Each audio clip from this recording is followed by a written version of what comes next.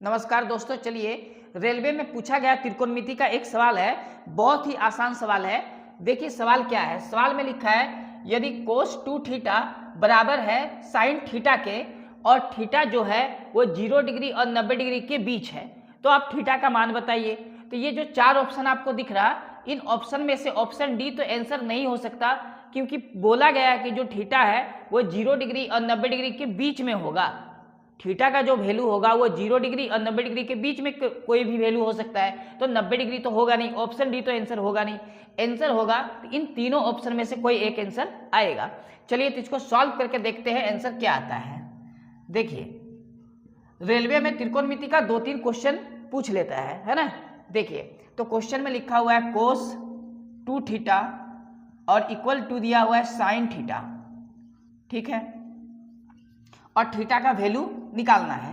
तो कोस 2 थीटा, देखिए sine theta को हम लोग लिख सकते हैं, साइन थीटा का एक फॉर्मूला होता है, साइन थीटा का एक फॉर्मूला होता है कोस 90 डिग्री माइनस थीटा।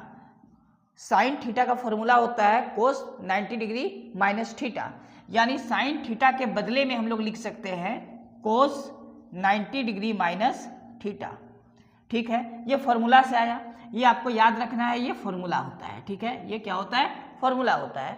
अब देखिए इसमें से ये कोस और कोस कैंसिल हो गया, तो यहाँ से क्या बचा 2 थीटा, और यहाँ से आया 90 डिग्री माइनस थीटा। चूंकि थीटा का मान निकालना है इसीलिए थीटा को हम लोग एक तरफ सेपरेट कर देंगे।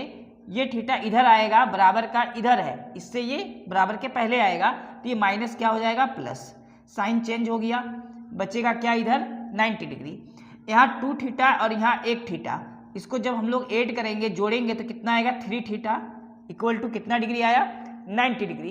अब इनमें से थीटा का मान निकालना हो तो 90 डिग्री और बटे में क्या आएगा ये 3, तो 90/3 आया। इसको जब डिवाइड करेंगे तो कितना आएगा 30 डिग्री, क्योंकि ये 3 से 90 कट जाएगा 30 बार में।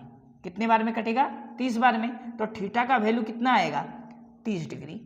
थीटा का वैल्यू कितना आएगा 30 डिग्री। ये हम लोग का आंसर हो गया, तो ऑप्शन हो जाएगा बी नंबर, ठीक है। तो देखिए इसके लिए सबसे जरूरी क्या है, ये फॉर्मूला आपको पता होना चाहिए।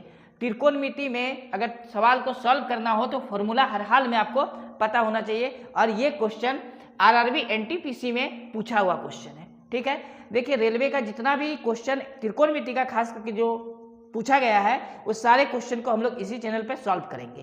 क्लियर है? चलिए नेक्स्ट क्वेश्चन के साथ मिलते हैं। जय हिंद।